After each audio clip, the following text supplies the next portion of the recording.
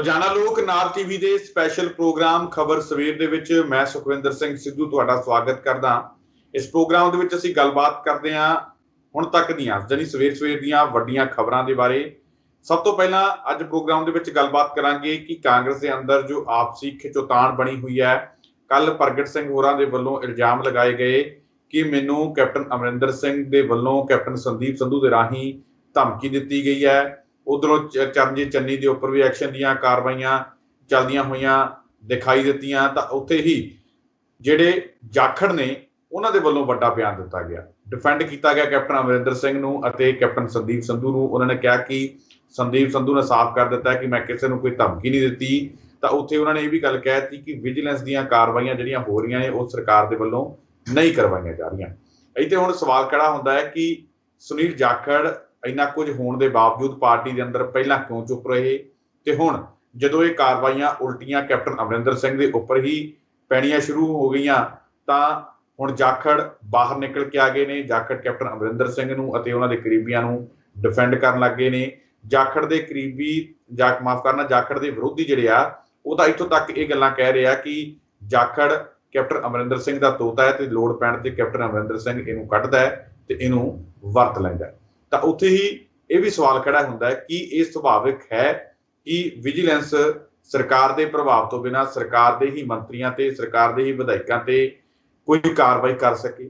ਇਸ ਦੇ ਵਿੱਚ ਕਿੰਨੀ ਕੁ ਸੱਚਾਈ ਹੈ?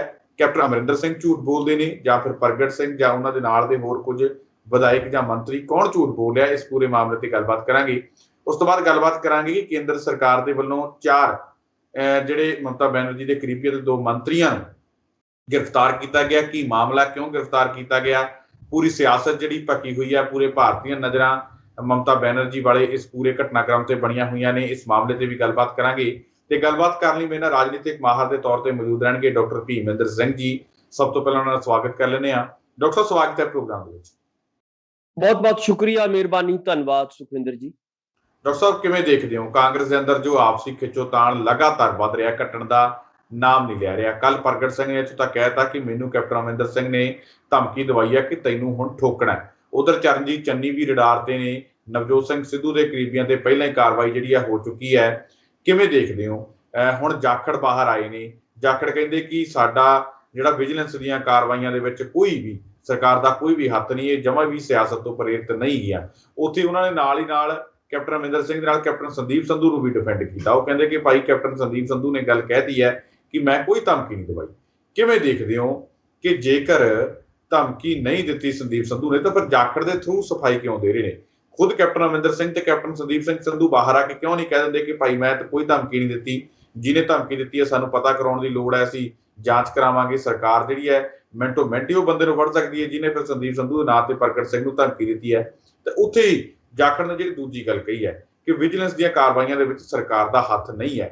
कि सुभाविक है जिवें कि मैं पहला कहा कि सरकार तो बिना, सरकार के इशारे तो बिना विजिलेंस सरकार के विधायकों के उपर कार्रवाइयां करे। किवें देखदे हो जाखड़ ते कैप्टन अमरिंदर सिंह कैप्टन संदीप सिंह संधू होरी झूठ बोल रहे हैं या फिर सिद्धू दा धड़ा जां प्रगट सिंह झूठ बोल रहे?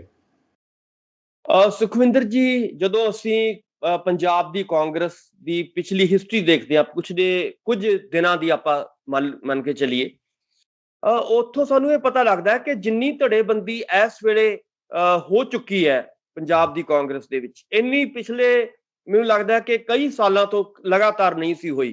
ਕਿਉਂਕਿ ਉਹਦੇ ਵਿੱਚ ਕੈਪਟਨ ਸਾਹਿਬ ਦਾ ਦਬਦਬਾ ਸੀਗਾ।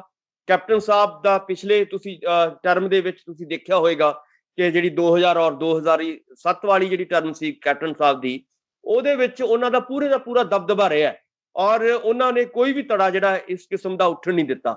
ਪਰ ਜਿਹੜੀ ਇਹ ਟਰਮ ਹੈ, ਇਸ ਨੂੰ ਜਦੋਂ ਅਸੀਂ ਬਹੁਤ ਗਹਿਰਾਈ ਦੇ ਨਾਲ ਇਹਦਾ ਐਨਾਲਿਸਿਸ ਕਰਦੇ ਹਾਂ ਤਾਂ ਤੁਸੀਂ ਦੇਖੋਗੇ ਕਿ ਇੱਥੇ ਕੈਪਟਨ ਕਮਜ਼ੋਰ ਹੁੰਦੇ ਨਜ਼ਰ ਆ ਰਹੇ ਨੇ। ਇਹ ਸ਼ੁਰੂ ਤੋਂ ਲੈ ਕੇ ਇਹ ਨਹੀਂ ਕਿ ਅੱਜ ਇਹ ਧੜੇਬੰਦੀ ਜਿਹੜੀ ਹੈਗੀ ਅੱਜ ਨਜ਼ਰ ਆ ਰਹੀ ਹੈ। ਜਦੋਂ ਕੈਪਟਨ ਸਾਹਿਬ ਮੁੱਖ ਮੰਤਰੀ ਬਣੇ ਸੀਗੇ 17 ਦੇ ਵਿੱਚ ਤਾਂ ਉਸ ਤੋਂ ਕੁਝ ਮਹੀਨੇ ਬਾਅਦ ਹੀ ਜਿਹੜਾ ਹੈਗਾ ਧੜੇਬੰਦੀ ਨਜ਼ਰ ਆਈ ਸੀਗੀ ਔਰ ਉਹ ਧੜੇਬੰਦੀ ਨੂੰ ਉਦੋਂ ਕੰਟਰੋਲ ਕਰਨ ਦੀ ਕੋਸ਼ਿਸ਼ ਨਹੀਂ ਕੀਤੀ ਗਈ। ਉਦੋਂ ਕਿਉਂਕਿ ਕੈਪਟਨ ਸਾਹਿਬ ਦਾ ਇੰਟਰਸਟ ਜਿਹੜਾ ਸੀਗਾ ਪੰਜਾਬ ਦੇ ਲੋਕਾਂ ਦੇ ਵਿੱਚ ਜਾਂ ਪੰਜਾਬ ਦੀ ਜਿਹੜੀ ਕਾਂਗਰਸ ਦੇ ਵਿੱਚ ਕੋਈ ਇਦਾਂ ਦਾ ਨਹੀਂ ਸੀਗਾ ਕਿ ਮੈਂ ਇਹਨੂੰ ਡਿਵੈਲਪ ਕਰਨਾ ਹੈ ਜਾਂ ਇਹਦੀ ਜਥੇਬੰਦੀ ਨੂੰ ਡਿਵੈਲਪ ਕਰਨਾ ਹੈ ਜਾਂ ਇਹਦੇ ਜਿਹੜੇ ਗਰੁੱਪਿਜ਼ਮ ਪੈਦਾ ਹੋ ਰਹੇ ਨੇ ਉਹਨਾਂ ਨੂੰ ਮੈਂ ਠੱਲ ਪਾਉਣੀ ਹੈ। ਇਦਾਂ ਦਾ ਕੋਈ ਨਹੀਂ ਸੀਗਾ। ਉਹਨਾਂ ਨੇ ਸਗੋਂ ਕੀ ਕੀਤਾ ਕਿ ਉਲਟ ਆਪਣੀ ਵੱਖਰੀ ਕੋਠਰੀ ਬਣਾਈ ਔਰ ਉਹ ਆਪਣੇ ਮਹਿਲਾਂ 'ਚ ਜਾ ਕੇ ਬਹਿ ਗਏ ਔਰ ਪਹਾੜਾਂ 'ਚ ਜਾ ਕੇ ਬਹਿ ਗਏ। ਲੋਕਾਂ ਨੂੰ ਖਾਸ ਤੌਰ ਤੇ ਜਿਹੜੇ ਵਲੰਟੀਅਰ ਸਾਹਿਬਾਨ ਸੀਗੇ ਜਾਂ ਉਹਨਾਂ ਦੇ ਲੀਡਰ MLA ਸਾਹਿਬਾਨ ਸੀਗੇ ਜਾਂ ਇੱਥੋਂ ਤੱਕ ਕਿ ਜਿਹੜੇ ਮੰਤਰੀ ਸੀਗੇ ਉਹਨਾਂ ਨੂੰ ਵੀ ਮਿਲਣ ਤੋਂ ਉਹ ਗੁਰੇਜ਼ ਕਰਦੇ ਰਹੇ ਪਿਛਲੇ ਲਗਭਗ 4.5 ਸਾਲ।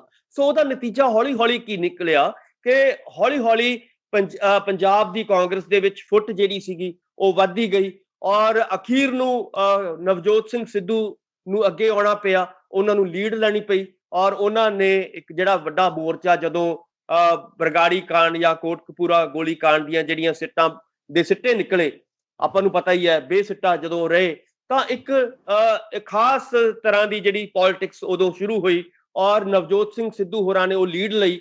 ਤਾਂ ਉਹਦੇ ਇਵਜ਼ ਵਜੋਂ ਆਪਾਂ ਨੂੰ ਪਤਾ ਹੈ ਕਿ ਕੈਪਟਨ ਸਾਹਿਬ ਕੋਲੇ ਹੋਰ ਕੋਈ ਚਾਰਾ ਤਾਂ ਹੈ ਨਹੀਂ ਸੀਗੀ। CBI ਉਹਨਾਂ ਦੇ ਕੰਟਰੋਲ 'ਚ ਨਹੀਂ, ਕਿਉਂਕਿ ਉਹਦਾ ਸੈਂਟਰ ਦੇ ਕੰਟਰੋਲ 'ਚ ਹੁੰਦੀ ਹੈ। ਉਹਨਾਂ ਕੋਲ ਇੱਕੋ ਇੱਕ ਬਚਦੀ ਸੀਗੀ ਵਿਜੀਲੈਂਸ, ਕਿ ਕਿਵੇਂ ਨਾ ਕਿਵੇਂ ਨਵਜੋਤ ਸਿੰਘ ਸਿੱਧੂ ਹੋਰਾਂ ਨੂੰ ਚੁੱਪ ਕਰਾਉਣ ਦੇ ਲਈ ਵਿਜੀਲੈਂਸ ਨੂੰ ਵਰਤੋ। ਜਿਹੜੇ ਅੱਜ ਜਾਖੜ ਸਾਹਿਬ ਇਹ ਗੱਲ ਕਹਿ ਰਹੇ ਨੇ ਕਿ ਵਿਜੀਲੈਂਸ ਨੂੰ ਅਸੀਂ ਨਹੀਂ ਵਰਤਿਆ, ਸਰਕਾਰ ਨੇ ਨਹੀਂ ਵਰਤਿਆ, ਮੈਨੂੰ ਲੱਗਦਾ ਕਿ ਨਿਰਾ ਝੂਠ ਹੈ।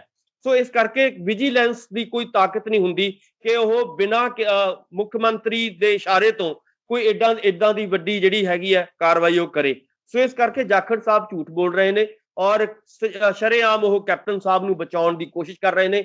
ਦੂਸਰੀ ਗੱਲ ਜਿਹੜੀ ਕੱਲ ਪ੍ਰਗਟ ਸਿੰਘ ਹੋਰਾਂ ਨੇ ਕਹੀ ਹੈ ਕਿ ਭਾਈ ਮੈਨੂੰ ਰਾਤ ਨੂੰ 11 ਵਜੇ ਜਦੋਂ ਫੋਨ ਆਉਂਦਾ ਹੈ ਕੈਪਟਨ ਸਾਹਿਬ ਦੇ PA ਸਾਹਿਬ ਦਾ ਜਾਂ ਉਹਨਾਂ ਦੇ OSD ਦਾ, ਤਾਂ ਤੁਸੀਂ ਦੇਖੋਗੇ ਕਿ ਉਹ ਜਿਹੜਾ ਫੋਨ ਹੈ ਉਹ ਫੋਨ ਕੋਈ ਸਧਾਰਨ ਫੋਨ ਨਹੀਂ ਹੈ, ਉਹ ਧਮਕੀਆਂ ਦਾ, ਜਿਵੇਂ ਨਵਜੋਤ ਸਿੰਘ ਸਿੱਧੂ ਨੂੰ ਡਰਾਇਆ ਜਾ ਰਿਹਾ ਸੀਗਾ, ਜਿਵੇਂ ਉਹਨਾਂ ਨੂੰ ਚੁੱਪ ਕਰਾਉਣ ਦੀ ਕੋਸ਼ਿਸ਼ ਕੀਤੀ ਜਾ ਰਹੀ ਸੀ, ਇਸੇ ਤਰ੍ਹਾਂ ਉਹਨਾਂ ਨੂੰ ਲੱਗਦਾ ਸੀਗਾ ਕਿ ਨਵਜੋਤ ਸਿੰਘ ਸਿੱਧੂ ਦੇ ਖਾਸਮ ਖਾਸ ਬੰਦੇ ਸਭ ਤੋਂ ਪਹਿਲਾਂ ਪ੍ਰਗਟ ਸਿੰਘ ਹੋਰਾਂ ਦੇ ਉੱਤੇ ਕਾਰਵਾਈ ਕਰਾਓ।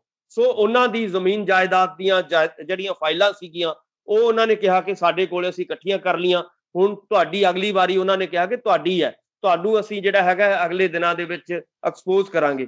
ਸੋ ਇਦਾਂ ਦਾ। ਉਸ ਤੋਂ ਬਾਅਦ ਆਪਾਂ ਜਦੋਂ ਤੁਸੀਂ ਚੰਨੀ ਸਾਹਿਬ ਦੀ ਗੱਲ ਕੀਤੀ ਹੈ, ਚੰਨੀ ਸਾਹਿਬ ਤੋਂ ਜਿਹੜਾ ਹੈਗਾ ਪੁਰਾਣਾ ਜਿਹੜਾ ਹੈਗਾ ਉਹਨਾਂ ਦਾ ਕੇਸ ਕਢਵਾ ਕੇ ਕਿਸੇ ਵੇਲੇ ਜਿਹੜਾ Me2 ਵਾਲਾ ਕੇਸ ਸੀਗਾ ਉਹ ਕਢਵਾ ਕੇ ਜਿਹੜਾ ਹੈਗਾ ਨਵੀਂ ਤਰ੍ਹਾਂ ਦਾ ਉਹਨਾਂ ਨੂੰ ਝੰਜਟ ਜਿਹੜਾ ਸੀਗਾ ਦੇ ਵਿੱਚ ਪਾਇਆ ਗਿਆ।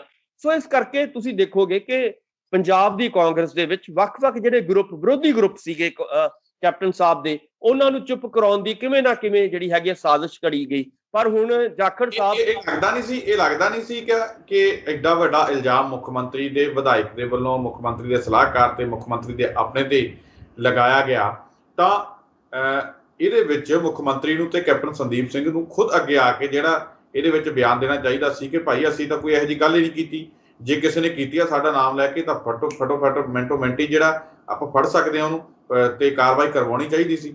ਪਰ ਕੈਪਟਨ ਅਮਰਿੰਦਰ ਸਿੰਘ ਤੇ ਸਲਾਹਕਾਰ ਤਾਂ ਚੁੱਪ ਨੇ। ਜੇਕਰ ਉਹਨਾਂ ਨੇ ਨਹੀਂ ਇਹ ਗੱਲ ਕੀਤੀ, ਜੇਕਰ ਉਹਨਾਂ ਨੇ ਨਹੀਂ ਧਮਕੀ MLA ਨੂੰ ਦਿੱਤੀ, ਤਾਂ ਫਿਰ ਕਾਰਵਾਈ ਕਿਉਂ ਨਹੀਂ ਕਰਾਉਂਦੇ? ਤਾਂ ਫਿਰ ਕਿੱਡੇ ਵੱਡੇ ਸਵਾਲ ਖੜੇ ਹੁੰਦੇ ਨੇ ਪੰਜਾਬ ਪੁਲਿਸ ਦੇ ਉੱਪਰ ਕਿ ਪੰਜਾਬ ਦੇ ਅੰਦਰ ਇਹ ਵੀ ਕਿੱਡੇ ਵੱਡੇ ਜਿਹੜੇ ਜਿਗਰੇ ਹੋ ਗਏ ਲੋਕਾਂ ਦੇ ਕਿ ਸਿੱਧੇ ਤੌਰ ਤੇ MLA ਨੂੰ ਹੀ ਧਮਕੀਆਂ ਦੇਣੀਆਂ ਸ਼ੁਰੂ ਕਰ ਦਿੱਤੀਆਂ। ਜੇਕਰ MLA ਸੁਰੱਖਿਅਤ ਨਹੀਂ ਹੈਗੇ ਤਾਂ ਫਿਰ ਆਮ ਲੋਕਾਂ ਦਾ ਕੀ ਬਣੂਗਾ? ਪੁਲਿਸ ਦੇ ਨਾਲ ਕੈਪਟਨ ਅਮਰਿੰਦਰ ਸਿੰਘ ਦੀ ਕਾਰਗੁਜ਼ਾਰੀ ਤੇ ਸਿੱਧੇ ਤੌਰ ਤੇ ਸਵਾਲ ਖੜੇ ਹੁੰਦੇ। ਸੁਖਵਿੰਦਰ ਜੀ ਦੇਖੋ, ਜਿਹੜੀ ਗੱਲ ਜਾਖੜ ਸਾਹਿਬ ਕਹਿ ਰਹੇ ਨੇ ਇਹ ਮੈਨੂੰ ਲੱਗਦਾ ਹੈ ਕਿ ਨਿਰਾ ਝੂਠ ਹੈ, ਇਦਾਂ ਕਦੇ ਵੀ ਨਹੀਂ ਹੁੰਦਾ। ਔਰ ਖਾਸ ਤੌਰ ਤੇ ਜਿਵੇਂ ਤੁਸੀਂ ਕਹਿ ਰਹੇ ਹੋ, ਮਤਲਬ ਮੇਰੇ ਕਹਿਣ ਦਾ ਭਾਵ ਇਹ ਸੀ ਵੀ ਆਪਣੀਆਂ ਗੱਲਾਂ 'ਚ ਆਪ ਹੀ ਫਸਦੇ ਜਾ ਰਿਹਾ। ਬਿਲਕੁਲ ਦਿੱਤੀ ਹੈ ਫਿਰ ਤਾਂ ਬਿਲਕੁਲ ਫਸੇ ਨੇ, ਜੇਕਰ ਨਹੀਂ ਵੀ ਦਿੱਤੀ ਤਾਂ ਵੀ, ਜੇ ਕਿਸੇ ਹੋਰ ਨੇ ਦਿੱਤੀ ਹੈ ਫਿਰ ਫੋਨ ਕਰਕੇ ਤਾਂ ਵੀ ਫਸੇ ਨੇ। ਦੇਖੋ, ਇੱਕ ਕਹਾਵਤ ਹੈ ਕਿ ਤੁਹਾਡੇ ਜੇ ਕੋਲ ਸੱਚ ਹੈ ਨਾ, ਕੋਠੇ ਚੜ ਕੇ ਨੱਚ। ਜੇ ਤੁਹਾਡੇ ਪੱਲੇ ਸੱਚ ਹੈ, ਸੋ ਇਹਦਾ ਮਤਲਬ ਹੈ ਕਿ ਉਹ ਸੱਚ ਨੂੰ ਛੁਪਾਉਣ ਦੇ ਲਈ ਜੇ ਕੈਪਟਨ ਸਾਹਿਬ ਜਾਂ ਕੈਪਟਨ ਸੰਧੂ ਜਿਹੜੇ ਨੇ ਉਹ ਅੱਗੇ ਨਹੀਂ ਆ ਰਹੇ, ਉਹ ਬਿਆਨ ਨਹੀਂ ਦੇ ਰਹੇ, ਤਾਂ ਮਤਲਬ ਦਾਲ ਦੇ ਵਿੱਚ ਕਾਲਾ ਹੈ। ਸੋ ਇਸ ਕਰਕੇ ਉਹਨਾਂ ਦੇ ਮਨ ਦੇ ਵਿੱਚ ਕੋਈ ਨਾ ਕੋਈ ਸ਼ੰਕਾ ਹੈਗੀ ਹੈ, ਕਿਉਂਕਿ ਜੇ ਸੱਚ ਹੁੰਦਾ ਤਾਂ ਉਹਨਾਂ ਨੇ ਸ਼ਰੇਆਮ ਅੱਗੇ ਆਉਣਾ ਸੀਗਾ। ਉਹਨਾਂ ਨੇ ਸੰਧੂ ਸਾਹਿਬ ਕਿੰਨੀ ਕੁ ਮਤਲਬ ਦੂਰ ਨੇ ਉਹਨਾਂ ਕੋਲੇ ਮੋਬਾਈਲ ਨਹੀਂ ਹੈ, ਕੀ ਉਹਨਾਂ ਕੋਲੇ ਇਹ ਜਿਹੜਾ ਹੈਗਾ ਪ੍ਰੈਸ ਕਾਨਫਰੰਸ ਕਰਾਉਣ ਦਾ ਜਿਹੜਾ ਹੈਗਾ ਉਹਨਾਂ ਦਾ ਕੋਲੇ ਜਿਹੜਾ ਹੈਗਾ ਮਾਦਾ ਨਹੀਂ ਹੈ। ਸੋ ਜੇ ਇਹ ਗੱਲਾਂ ਹੁੰਦੀਆਂ ਤਾਂ ਉਹਨਾਂ ਨੇ ਪ੍ਰੈਸ ਕਾਨਫਰੰਸ ਕਰ ਦੇਣੀ ਸੀ। ਈਵਨ ਮੈਨੂੰ ਲੱਗਦਾ ਕਿ ਇਸ ਕੇਸ ਦੇ ਵਿੱਚ ਤਾਂ ਕੈਪਟਨ ਅਮਰਿੰਦਰ ਸਿੰਘ ਹੋਰਾਂ ਨੂੰ ਅੱਗੇ ਆਉਣਾ ਚਾਹੀਦਾ ਸੀਗਾ ਔਰ ਆਪਣੀ ਜਿਹੜੀ ਕਾਨਫਰੰਸ ਕਰਕੇ ਇਹ ਸੱਚਾਈ ਦਾ ਦੁੱਧ ਪਾਣੀ ਦਾ ਪਾਣੀ ਕਰਨਾ ਚਾਹੀਦਾ ਸੀਗਾ। ਪਰ ਆਪਾਂ ਨੂੰ ਪਤਾ ਹੈ ਕਿ ਜਿਹੜੀ ਕੈਪਟਨ ਸਾਹਿਬ ਦੀ ਕੋਟਰੀ ਹੈ, ਉਹਨਾਂ ਨੇ ਕਿਤੇ ਨਾ ਕਿਤੇ ਇਹਦੇ ਵਿੱਚ ਸਾਰੀ ਚਾਲ ਜਿਹੜੀ ਹੈਗੀ ਚੱਲੀ ਹੈ, ਔਰ ਅਗਲੀਆਂ ਚਾਲਾਂ ਵੀ ਉਹ ਚੱਲਣਗੇ। ਪਰ ਹੁਣ ਮੈਨੂੰ ਇਹ ਲੱਗਦਾ ਹੈ ਕਿ ਜਿੰਨੀਆਂ ਵੀ ਉਹ ਚਾਲਾਂ ਚੱਲਣਗੇ ਕੈਪਟਨ ਸਾਹਿਬ ਜਾਂ ਉਹਨਾਂ ਦੀ ਕੋਟਰੀ, ਤਾਂ ਉਹਨਾਂ ਦੇ ਪੁੱਠੀਆਂ ਪੈਣਗੀਆਂ। ਜਿਵੇਂ ਪਿਛਲੇ ਦਿਨਾਂ ਦੇ ਵਿੱਚ ਜਿਹੜੀਆਂ ਵੀ ਚਾਲਾਂ ਉਹਨਾਂ ਨੇ ਚੱਲੀਆਂ, ਚਾਹੇ ਉਹ ਸਿੱਟ ਨੂੰ ਖਤਮ ਕਰਾਉਣ ਦੀਆਂ ਹੋਣ ਜਾਂ ਹੋਰ ਜਿਹੜੀਆਂ ਵੱਖ-ਵੱਖ ਚਾਲਾਂ ਹੋਣ, ਉਹਨਾਂ ਦੀਆਂ ਚਾਲਾਂ ਪੁੱਠੀਆਂ ਪੈ ਰਹੀਆਂ ਨੇ ਇਸ ਵੇਲੇ, ਕਿਉਂਕਿ ਉਹਨਾਂ ਕੋਲ ਸੱਚਾਈ ਨਹੀਂ ਹੈ, ਸੱਚ ਦਾ ਸਾਹਮਣਾ ਉਹ ਨਹੀਂ ਕਰ ਸਕਦੇ। ਸੋ ਅਖੀਰ ਨੂੰ ਜਿਵੇਂ ਨਵਜੋਤ ਸਿੰਘ ਸਿੱਧੂ ਨੇ ਕੱਲ ਟਵੀਟ ਕਰਕੇ ਕਿਹਾ ਸੀਗਾ ਕਿ ਸੱਤਿਆਮੇਵ ਜੈਤੇ, ਕਿ ਅਖੀਰ ਨੂੰ ਸੱਚ ਦੀ ਜਿੱਤ ਹੁੰਦੀ ਹੈ। ਸੋ ਅਖੀਰ ਨੂੰ ਸੱਚ ਦੀ ਜਿੱਤ ਹੋਏਗੀ। ਇਹਦੇ ਪ੍ਰਗਟ ਵਾਲੇ ਕੇਸ ਦੇ ਵਿੱਚ ਵੀ ਜਿਹੜਾ ਹੈਗਾ ਸੱਚ ਜਿੱਤੇਗਾ, ਔਰ ਨਵਜੋਤ ਸਿੰਘ ਸਿੱਧੂ ਵਾਲੇ ਕੇਸ ਦੇ ਵਿੱਚ ਵੀ ਸੱਚ ਜਿਹੜਾ ਹੈਗਾ ਜਿੱਤੇਗਾ। ਇਹਦੇ ਵਿੱਚ ਇੱਕ ਹੋਰ ਗੱਲ ਜਿਹੜੀ ਮੈਨੂੰ ਲੱਗਦਾ ਹੈ ਕਿ ਇੱਕ ਤਾਂ ਜ਼ਿੰਮੇਵਾਰੀ ਲੈਣੀ ਚਾਹੀਦੀ ਹੈ ਜਾਖੜ ਸਾਹਿਬ ਨੂੰ, ਕਿ ਇੰਨੀ ਜਿਹੜਾ ਖਲਾਰਾ ਪਿਆ ਉਹਦੇ ਵਿੱਚ ਜਿਹੜਾ ਪਾਰਟੀ ਪ੍ਰਧਾਨ ਹੁੰਦਾ ਹੈ ਉਹਦੀ ਬਕਾਇਦਾ ਤੌਰ ਤੇ ਜ਼ਿੰਮੇਵਾਰੀ ਹੁੰਦੀ ਹੈ ਕਿ ਵੱਖ-ਵੱਖ ਜਿਹੜੇ ਵਿਚਾਰਧਾਰਾ ਵਾਲੇ ਲੋਕ ਨੇ ਜਾਂ ਵੱਖ-ਵੱਖ ਜਿਹੜੇ ਨੇ ਗਰੁੱਪਾਂ ਵਾਲੇ ਜਿਹੜੇ MLA ਜਾਂ ਮਿਨਿਸਟਰ ਸਾਹਿਬਾਨ ਨੇ, ਉਹਨਾਂ ਨੂੰ ਇਕੱਠੇ ਰੱਖਿਆ ਜਾਏ। ਪਰ ਇੱਥੇ ਆਪਾਂ ਨੂੰ ਕੀ ਦੇਖ ਰਹੇ ਹਾਂ ਕਿ ਇੱਥੇ ਜਾਖੜ ਸਾਹਿਬ ਇੱਕ ਪਾਸੇ ਆਪਣਾ ਜਿਹੜਾ ਝੁਕਾਅ ਉਹਨਾਂ ਦਾ ਜ਼ਿਆਦਾ ਦਿਖਾਈ ਦੇ ਰਿਹਾ, ਉਹ ਦਿਖਾਈ ਦੇ ਰਿਹਾ ਕਿ ਕੈਪਟਨ ਸਾਹਿਬ ਦੇ ਨਾਲ ਖੜੇ ਨਜ਼ਰ ਆ ਰਹੇ ਨੇ ਉਹ ਲਗਾਤਾਰ। ਜਦੋਂ ਤੁਸੀਂ ਦੇਖੋ, ਤੁਸੀਂ ਵੀ ਕਿਹਾ ਕਿ ਉਹਨਾਂ ਨੂੰ ਤੋਤਾ ਕਿਹਾ ਗਿਆ ਕੈਪਟਨ ਸਾਹਿਬ ਦਾ, ਸੋ ਇਸੇ ਕਰਕੇ ਕਿਹਾ ਗਿਆ ਕਿ ਜਦੋਂ ਉਹ ਇੱਕ ਵਨ ਸਾਈਡਡ ਜਿਹੜਾ ਹੈਗਾ ਫੈਸਲਾ ਲੈਂਦੇ ਨੇ, ਇੱਕ ਬੰਦੇ ਦੀ ਜਿਹੜੀ ਹੈਗੀ ਆ ਖਾਸ ਤਰ੍ਹਾਂ ਦੇ ਜਿਹੜਾ ਹੈਗਾ ਆਪਾਂ ਖਾਸ ਤੌਰ ਤੇ ਮੁੱਖ ਮੰਤਰੀ ਸਾਹਿਬ ਦੀ ਜਦੋਂ ਉਹ ਪਾਰਸ਼ੈਲਿਟੀ ਕਰਦੇ ਨੇ, ਉਹਨਾਂ ਵੱਲ ਝੁਕਦੇ ਨੇ, ਤਾਂ ਲਾਜ਼ਮੀ ਤੌਰ ਤੇ ਇਹ ਜਿਹੜਾ ਖਲਾਰਾ ਹੈ, ਇਹ ਜਿਹੜਾ ਰੋਸ ਹੈ ਪਾਰਟੀ ਦੇ ਵਿੱਚ ਹੋਰ ਜ਼ਿਆਦਾ ਵੱਧਦਾ ਹੈ। ਇਹਦੇ ਨਾਲ ਗਰੁੱਪਿਜ਼ਮ ਹੋਰ ਵਧੇਗਾ।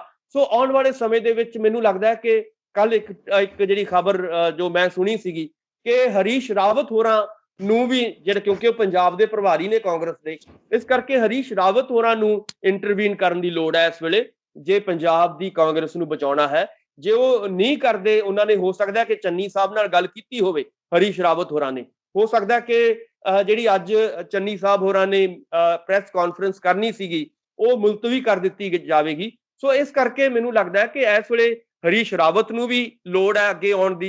ਇਸ ਵੇਲੇ ਸੋਨੀਆ ਗਾਂਧੀ ਜੀ ਨੂੰ ਵੀ ਕੋਈ ਵੱਡਾ ਫੈਸਲਾ ਲੈਣਾ ਚਾਹੀਦਾ ਹੈ। ਇਸ ਵੇਲੇ ਰਾਹੁਲ ਔਰ ਪ੍ਰਿੰਕਾ ਗਾਂਧੀ ਜੀ ਨੂੰ ਵੀ ਅੱਗੇ ਆਉਣਾ ਚਾਹੀਦਾ ਹੈ ਤਾਂ ਕਿ ਪੰਜਾਬ ਦੀ ਕਾਂਗਰਸ ਨੂੰ ਬਚਾਇਆ ਜਾ ਸਕੇ।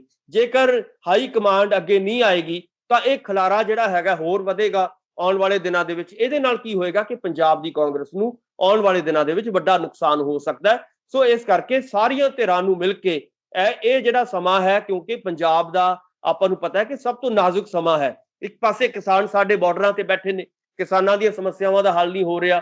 ਦੂਜੇ ਪਾਸੇ ਕਰੋਨਾ ਵਰਗੀ ਜਿਹੜੀ ਮਹਾਮਾਰੀ ਹੈ ਉਹ ਪੰਜਾਬ ਦੇ ਵਿੱਚ ਏਦਾਂ ਫੈਲ ਚੁੱਕੀ ਹੈ। ਆਪਾਂ ਨੂੰ ਪਤਾ ਹੈ ਕਿ ਹਰ ਰੋਜ਼ ਸੈਂਕੜੇ ਜਿਹੜੀਆਂ ਲਾਸ਼ਾਂ ਨੇ ਉਹ ਪੰਜਾਬ ਦੇ ਵਿੱਚੋਂ ਜਿਹੜੀਆਂ ਨੇ, ਉਹ ਆਪਾਂ ਨੂੰ ਪਤਾ ਹੀ ਹੈ ਕਿ ਕੱਲ ਇੱਕ ਲੜਕੀ ਔਰ ਜੋ ਬਜ਼ੁਰਗ ਦੀ ਜਿਹੜੀ ਲਾਸ਼ ਜਾਂਦੀ ਹੈ ਉਸ ਮੋਢੇ ਤੇ ਚੱਕੀ, ਉਹ ਮਤਲਬ ਕਿੰਨੀਆਂ ਦੁਖਦਾਇਕ ਘਟਨਾਵਾਂ ਵਾਪਰ ਰਹੀਆਂ ਨੇ ਪੰਜਾਬ ਦੇ ਵਿੱਚ।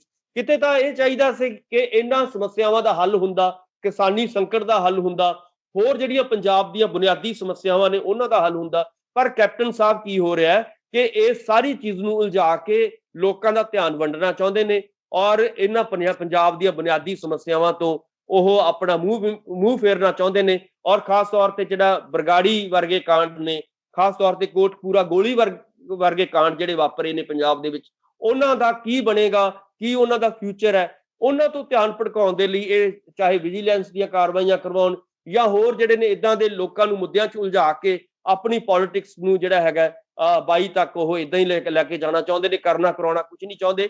ਸੋ ਇਸ ਕਰਕੇ ਅੱਜ ਲੋੜ ਹੈ ਪੰਜਾਬ ਨੂੰ ਵੱਡੇ ਲੀਡਰਾਂ ਦੀ, ਤਾਂ ਕਿ ਪੰਜਾਬ ਦੇ ਵਿੱਚ ਜਿਹੜਾ ਵੱਡਾ ਸੰਕਟ ਆਇਆ ਕਰੋਨਾ ਮਹਾਮਾਰੀ ਦਾ, ਉਹਦੇ ਵਿੱਚ ਆਕਸੀਜਨਾਂ ਦੀ ਲੋੜ ਹੈ, ਉਹਦੇ ਵਿੱਚ ਬੈੱਡ ਦੀ ਲੋੜ ਹੈ, ਉਹਦੇ ਵਿੱਚ ਚੰਗੇ ਹਸਪੀਟਲ ਦੀ ਲੋੜ ਹੈ, ਡਾਕਟਰਾਂ ਦੀ ਲੋੜ ਹੈ, ਨਰਸਾਂ ਦੀ ਲੋੜ ਹੈ। ਸੋ ਕਿਤੇ ਤਾਂ ਇਹਦੇ ਧਿਆਨ ਲੋਕਾਂ ਦਾ ਜਿਹੜਾ ਸੀਗਾ ਉੱਥੇ ਉਹਦਾ ਸੇਵਾ ਕਰਨੀ ਚਾਹੀਦੀ ਸੀਗੀ। ਇਹਨਾਂ ਚੀਜ਼ਾਂ ਨੂੰ ਨਾਲ ਉਲਝਾ ਕੇ ਮੈਨੂੰ ਲੱਗਦਾ ਕਿ ਕੈਪਟਨ ਸਾਹਿਬ ਨੂੰ ਅੱਗੇ ਆਉਣਾ ਚਾਹੀਦਾ, ਪਹਾੜਾਂ ਤੋਂ ਉਤਰਨਾ ਚਾਹੀਦਾ, ਲੋਕਾਂ ਦੇ ਵਿੱਚ ਵਿਚਰਨਾ ਚਾਹੀਦਾ ਔਰ ਤਾਂ ਹੀ ਉਹਨਾਂ ਦੀ ਕਾਂਗਰਸ ਬਚੇਗੀ, ਤਾਂ ਹੀ ਉਹਨਾਂ ਦੀ ਮੁੱਖ ਮੰਤਰੀਸ਼ਿਪ ਬਚੇਗੀ। ਜੇ ਲੋਕ ਹੀ ਖਤਮ ਹੋ ਗਏ, ਜੇ ਪੰਜਾਬ ਹੀ ਖਤਮ ਹੋ ਗਿਆ, ਜੇ ਸਾਰੇ ਇਹ ਸਮੱਸਿਆਵਾਂ ਨਾਲ ਆਪਾਂ ਨੂੰ ਪਤਾ ਹੈ ਕਿ ਲੋਕ ਹੁਣ ਕੁਛ ਤਾਂ ਜਿਹੜੇ ਬਚਣਗੇ ਉਹ ਬਾਹਰ ਭੱਜਣਗੇ।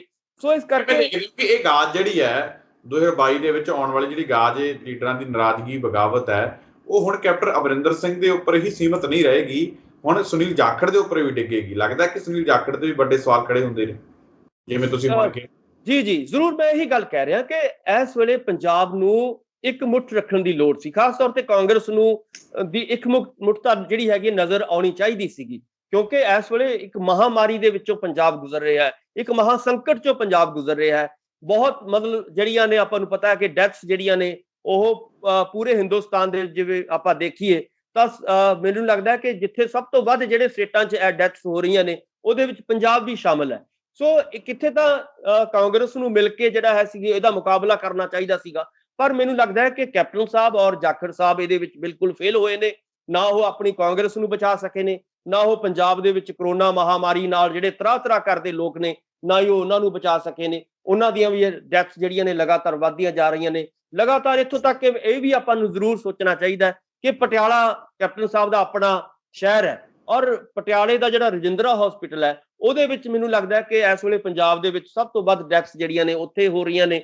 ਸੋ ਇਸ ਕਰਕੇ ਮੈਨੂੰ ਲੱਗਦਾ ਕਿ ਇੱਕ ਸੰਵੇਦਨਸ਼ੀਲਤਾ ਦੀ ਲੋੜ ਹੈ। ਇੱਕ ਜਿਹੜੀ ਕੱਲ ਪ੍ਰਗਟ ਸਿੰਘ ਹੋਰਾਂ ਨੇ ਗੱਲ ਕੀਤੀ ਹੈ ਔਰ ਜਿਹੜੀ ਨਵਜੋਤ ਸਿੰਘ ਸਿੱਧੂ ਜਿਹੜੀਆਂ ਗੱਲਾਂ ਕਰ ਰਹੇ ਨੇ ਉਹਨਾਂ ਦਾ ਜਿਹੜਾ ਹੈਗਾ ਜਵਾਬ ਦੇਣ ਦੀ ਬਜਾਏ ਇਹਨਾਂ ਦੇ ਉੱਤੇ ਰੇਡ ਮਰਵਾ ਕੇ ਇਹਨਾਂ ਨੂੰ ਸ਼ਿਕੰਜੇ ਕੱਸ ਕੇ ਏਦਾਂ ਜਦੋਂ ਤੁਸੀਂ ਮੁੱਦਿਆਂ ਤੋਂ ਲੋਕਾਂ ਨੂੰ ਭੜਕਾਉਣ ਦੀ ਕੋਸ਼ਿਸ਼ ਕਰੋਗੇ ਤਾਂ ਲਾਜ਼ਮੀ ਤੌਰ ਤੇ ਇਹਦਾ ਨੁਕਸਾਨ 22 ਦੇ ਵਿੱਚ ਕੈਪਟਨ ਸਾਹਿਬ ਨੂੰ ਵੀ ਹੋਏਗਾ ਔਰ ਇਹਦਾ ਨੁਕਸਾਨ ਕਾਂਗਰਸ ਨੂੰ ਵੀ ਹੋਏਗਾ। ਜੀ ਸੁਖਵਿੰਦਰ ਜੀ, ਤਾਂ ਉੱਥੇ ਜਿੱਥੇ ਪੰਜਾਬ ਸਰਕਾਰ ਦੀ ਗੱਲ ਕਰੀਏ, ਜਿੱਥੇ ਪੰਜਾਬ ਸਰਕਾਰ ਵਿਜੀਲੈਂਸ ਨੂੰ ਆਪਣੇ ਵਿਰੋਧੀਆਂ ਤੇ ਵਰਤ ਰਹੀ ਹੈ, ਤਾਂ ਉੱਥੇ ਕੇਂਦਰ ਸਰਕਾਰ ਸੀਬੀਆਈ ਨੂੰ ਆਪਣੇ ਵਿਰੋਧੀਆਂ ਤੇ ਵਰਤ ਰਹੀ ਹੈ। ਬੰਗਾਲ ਦੇ ਵਿੱਚ ਜਿਹੜੀ ਸਰਕਾਰ ਬਣੀ ਹੈ ਮਮਤਾ ਬੈਨਰਜੀ ਦੇ ਸਰਕਾਰ ਦੇ 4 ਵੱਡੇ ਲੀਡਰਾਂ ਅਤੇ 2 ਜਿਹੜੇ ਮੰਤਰੀਆਂ ਨੂੰ ਗ੍ਰਿਫਤਾਰ ਕੀਤਾ ਗਿਆ ਸੀਬੀਆਈ ਦੇ ਵੱਲੋਂ ਕੇਂਦਰ ਸਰਕਾਰ ਦੇ ਇਸ਼ਾਰੇ ਤੇ। ਮਮਤਾ ਬੈਨਰਜੀ ਦੇ ਵੱਲੋਂ ਜਿਹੜਾ ਧਰਨਾ ਵੀ ਦਿੱਤਾ ਗਿਆ ਉੱਥੇ ਜਾ ਕੇ ਕਿ ਭਾਈ ਇਹਨਾਂ ਨੂੰ ਰਿਹਾ ਕਰੋ। ਫਿਰ ਕਹਿੰਦੇ ਕਿ ਸ਼ਾਮ 6 ਘੰਟਿਆਂ ਤੋਂ ਬਾਅਦ ਸ਼ਾਮ ਨੂੰ ਜਿਹੜਾ ਉਹਨਾਂ ਨੂੰ ਜ਼ਮਾਨਤ ਵੀ ਮਿਲ ਗਈ, ਪਰ ਕਲਕੱਤਾ ਹਾਈ ਕੋਰਟ ਨੇ ਉਹ ਰੱਦ ਕਰ ਦਿੱਤੀ। ਕੀ ਸੀ ਪੂਰਾ ਮਾਮਲਾ, ਕਿਵੇਂ ਦੇਖਦੇ ਹੋ ਕੇਂਦਰ ਸਰਕਾਰ ਦੀ ਇਸ ਜਿਹੜੀ ਰਾਜਨੀਤੀ?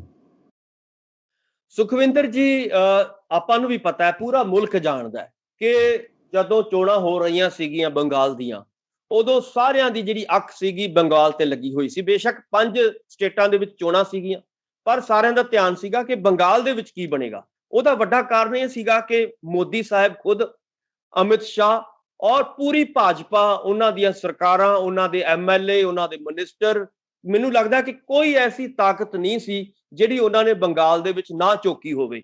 ਔਰ ਉਹਦਾ ਨਤੀਜਾ ਕੀ ਨਿਕਲਿਆ ਆਪਾਂ ਨੂੰ ਪਤਾ ਹੈ ਕਿ ਇੰਨੀ ਤਾਕਤ ਹੋਣ ਦੇ ਬਾਵਜੂਦ ਜੋ ਉਹਨਾਂ ਨੇ ਇੱਕ ਸੁਪਨਾ ਲਿਆ ਸੀਗਾ ਭਾਜਪਾ ਵਾਲਿਆਂ ਨੇ ਕਿ ਅਸੀਂ ਇੱਥੇ 200 ਤੋਂ ਉੱਤੇ ਸੀਟਾਂ ਜਿੱਤ ਜਾਾਂਗੇ, ਪਰ ਹੋਇਆ ਕੀ ਕਿ ਖੋਦਿਆ ਪਹਾੜ ਨਿਕਲਿਆ ਚੂਹਾ। ਸੋ ਇਸ ਕਰਕੇ ਕੀ ਹੋ ਗਿਆ ਕਿ ਉੱਥੋਂ ਉਹਨਾਂ ਨੂੰ ਬਹੁਤ ਨਿਰਾਸ਼ਾ ਸਾਹਮਣੇ ਆਈ। ਜਿਹੜੀਆਂ ਮਾੜੀਆਂ ਮੋਟੀਆਂ 77 ਸੀਟਾਂ ਉਹਨਾਂ ਨੇ ਜਿੱਤੀਆਂ ਉਹਦੇ ਵਿੱਚ ਵੀ ਉਹੀ ਲੋਕ ਸ਼ਾਮਲ ਸੀਗੇ ਜਿਹੜੇ ਬੀਜੇਪੀ ਚੋਂ ਵੱਖਰੇ ਹੋ ਕੇ ਆਏ ਸੀਗੇ, ਬੀਜੇਪੀ ਦੇ ਵਿੱਚ, ਜਾਂ ਤ੍ਰਿਣਮੂਲ ਕਾਂਗਰਸ ਚੋਂ ਆਏ ਸੀਗੇ, ਜਾਂ ਮੈਨੂੰ ਲੱਗਦਾ ਹੈ ਕਿ ਜਿਹੜੇ ਨੇ ਲੈਫਟ ਦੀ ਸੀਪੀਐਮ ਵਾਲੇ ਜਿਹੜੇ ਲੀਡਰ ਸੀਗੇ ਉਹ ਉਹਦੇ 'ਚ ਸ਼ਿਫਟ ਹੋਏ ਸੀਗੇ। ਲਗਭਗ ਉਹੀ ਜ਼ਿਆਦਾ ਜਿਹੜੇ ਨੇ ਉੱਥੋਂ ਜਿੱਤ ਪਾਏ ਨੇ। ਇਸ ਕਰਕੇ ਕਿਤੇ ਨਾ ਕਿਤੇ ਮੋਦੀ ਸਾਹਿਬ ਦੇ ਮਨ ਦੇ ਵਿੱਚ ਇਹ ਸੀਗਾ ਕਿ ਬੰਗਾਲ ਦੇ ਵਿੱਚ ਮਮਤਾ ਵਰਸਸ ਮੋਦੀ ਜਦੋਂ ਹੋਈ ਤਾਂ ਮੋਦੀ ਸਾਹਿਬ ਨੂੰ ਲੱਗਿਆ ਕਿ ਮੇਰੀ ਤਾਂ ਬਹੁਤ ਵੱਡੀ ਹਾਰ ਹੋ ਗਈ ਹੈ। ਮੇਰੀ ਤਾਂ ਲੋਕਾਂ ਨੇ ਮਤਲਬ ਇਹੀ ਕਿਹਾ ਵੀ ਤੁਸੀਂ ਮਮਤਾ ਚੋਂ ਹਾਰ ਸਕਦੇ ਹੋ ਤਾਂ ਤੁਹਾਡੀ ਜਿਹੜੀ ਮੋਦੀ ਵੇਵ ਆ ਉਹ ਕਿੱਥੇ ਗਈ। ਸੋ ਇਸ ਕਰਕੇ ਮੋਦੀ ਨੂੰ ਵੱਡਾ ਝਟਕਾ ਲੱਗਿਆ, ਅਮਿਤ ਸ਼ਾਹ ਨੂੰ, ਬੀਜੇਪੀ ਨੂੰ ਉੱਥੇ ਝਟਕਾ ਲੱਗਿਆ।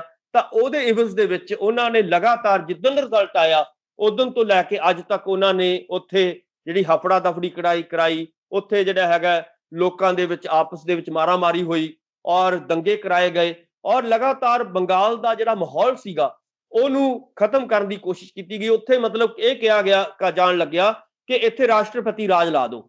ਇਹ ਮਤਲਬ ਇੱਥੋਂ ਤੱਕ ਗੱਲਾਂ ਜਿਹੜੀਆਂ ਸੀ ਚਲੀਆਂ ਗਈਆਂ, ਕਿਉਂਕਿ ਰਾਸ਼ਟਰਪਤੀ ਰਾਜ ਮਾਮਲਾ ਕੀ ਸੀ ਇਹ ਜਿਹੜਾ ਗ੍ਰਿਫਤਾਰ ਕੀਤਾ? ਮਾਮਲਾ ਇਹੀ ਸੀਗਾ, ਹੁਣ ਇਹਨਾਂ ਨੇ, ਕਿਉਂਕਿ ਹੋਰ ਤਾਂ ਇਹਨਾਂ ਦੀ ਕੋਈ ਵਾਹ ਚੱਲੀ ਨਹੀਂ, ਹੁਣ ਇਹਨਾਂ ਨੇ 2014 ਦਾ ਮਾਮਲਾ ਇਹ ਕੱਢਿਆ ਕਿ ਕਿਸੇ ਵੇਲੇ ਜਿਹੜਾ ਉੱਥੋਂ ਦਾ ਲੋਕਲ ਬੰਗਾਲ ਦਾ ਕੋਈ ਟੀਵੀ ਚੈਨਲ ਸੀਗਾ ਉਸ ਨੇ ਮਮਤਾ ਦੇ ਜਿਹੜੇ ਮੈਂਬਰ ਸੀਗੇ, ਜਿਹੜੇ ਐਮਐਲਏ ਸਾਹਿਬਾਨ ਜਾਂ ਮਿਨਿਸਟਰ ਸਾਹਿਬਾਨ ਸੀਗੇ, ਉਹਨਾਂ ਦਾ ਇੱਕ ਸਟਿੰਗ ਆਪਰੇਸ਼ਨ ਕੀਤਾ 14 ਦੇ ਵਿੱਚ। ਉਹਨਾਂ ਦੇ ਵਿੱਚ 6 ਬੰਦੇ ਜਿਹੜੇ ਸੀਗੇ ਉਹ ਵੱਡੇ ਲੀਡਰ ਮਮਤਾ ਦੇ TMC ਦੇ ਉਹ ਜਿਹੜੇ ਸੀਗੇ ਫਸੇ ਔਰ ਉਹਦੇ ਵਿੱਚ ਉਹਨਾਂ ਨੇ ਜਿਹੜਾ ਸੀਗਾ ਕਿਤੇ ਨਾ ਕਿਤੇ ਜਾ ਕੇ ਉਹ 14 ਦਾ ਜਿਹੜਾ ਮਾਮਲਾ ਸੀਗਾ ਉਹ ਹੁਣ ਦੁਬਾਰਾ ਜਿਹੜਾ ਹੈਗਾ ਕਈ ਸਾਲਾਂ ਬਾਅਦ ਕੱਢਿਆ ਤੇ ਉਹਦੇ ਵਿੱਚ ਇਹ ਕਿਹਾ ਗਿਆ ਕਿ ਜਿਹੜੇ ਤਾਂ ਮਮਤਾ ਦੇ ਲੀਡਰ ਨੇ, ਜਿਹੜੇ ਤਾਂ ਮਮਤਾ ਵਾਲੇ ਲੀਡਰ ਨੇ ਉਹ ਤਾਂ ਉਹਨਾਂ ਨੇ ਗ੍ਰਿਫਤਾਰ ਕਰ ਲਏ। ਜਿਵੇਂ ਤੁਸੀਂ ਕਿਹਾ ਕਿ ਜਿਹੜੇ ਮਮਤਾ ਦੇ ਪਾਰਟੀ ਨਾਲ ਸੰਬੰਧਿਤ ਨੇ, ਚਾਹੇ ਦੋ ਉਹਨਾਂ ਦੇ ਵਿੱਚ ਮਿਨਿਸਟਰ ਸਾਹਿਬਾਨ ਨੇ, 2 MLA ਸਾਹਿਬਾਨ ਨੇ,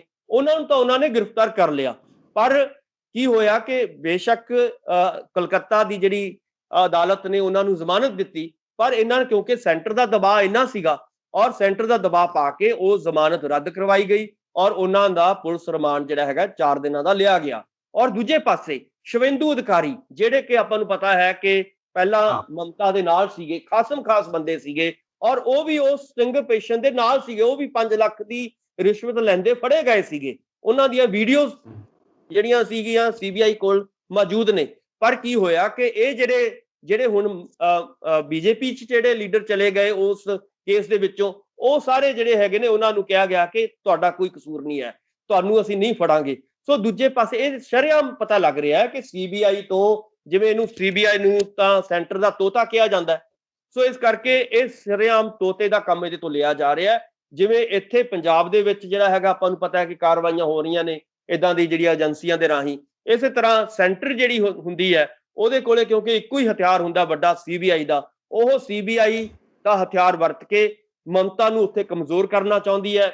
ਉੱਥੇ ਜਿਹੜੇ ਉੱਥੋਂ ਦੇ ਰਾਜਪਾਲ ਨੇ ਉਹਨਾਂ ਨੂੰ ਸਟਰੋਂਗ ਕਰਨਾ ਚਾਹੁੰਦੀ ਹੈ, ਉਹਨਾਂ ਤੋਂ ਉਹ ਮੋਹਰ ਲਵਾ ਕੇ। ਹਾਲਾਂਕਿ ਇਹ ਕੋਈ ਕਾਨੂੰਨੀ ਨਹੀਂ ਹੈ ਕਿ ਜਿੰਨੀ ਦੇਰ ਤੁਸੀਂ ਜਿਹੜੇ ਹੈਗਾ ਮਿਨਿਸਟਰ ਨੂੰ ਜਾਂ MLA ਨੂੰ ਜਦੋਂ ਤੁਸੀਂ ਗ੍ਰਿਫਤਾਰ ਕਰਨਾ ਹੈ ਤਾਂ ਉਹਦੇ ਲਈ ਤੁਹਾਨੂੰ ਵਿਧਾਨ ਸਭਾ ਦਾ ਜਿਹੜਾ ਸਪੀਕਰ ਹੋਏਗਾ ਉਹਦੀ ਤੁਹਾਨੂੰ ਇਜਾਜ਼ਤ ਲੈਣੀ ਪੈਂਦੀ ਹੈ। ਪਰ ਇੱਥੇ ਕੀ ਹੋ ਰਿਹਾ ਕਿ ਨਾ ਤਾਂ ਕੋਈ ਵਿਧਾਨ ਸਭਾ ਦੀ ਕੋਈ ਪਰਵਾਹ ਕੀਤੀ ਜਾ ਰਹੀ ਹੈ, ਸਿਰਫ ਤੇ ਸਿਰਫ ਰਾਜਪਾਲ ਦੀ ਮੋਹਰ ਦੇ ਰਾਹ, ਕਿਉਂਕਿ ਰਾਜਪਾਲ ਆਪਾਂ ਨੂੰ ਪਤਾ ਹੈ ਕਿ ਸੈਂਟਰ ਦਾ ਬੰਦਾ ਹੁੰਦਾ ਔਰ ਉੱਥੇ ਸੈਂਟਰ ਦਾ ਖਾਸ ਹੈ, ਉਹ ਖਾਸਮ ਖਾਸ ਹੈ, ਉਹ ਖੁਦ ਚੋਣ ਲੜਨੀ ਚਾਹੁੰਦਾ ਹੈ ਲੋਕ ਸਭਾ ਦੀ ਅਗਲੇ ਦਿਨਾਂ ਦੇ ਵਿੱਚ।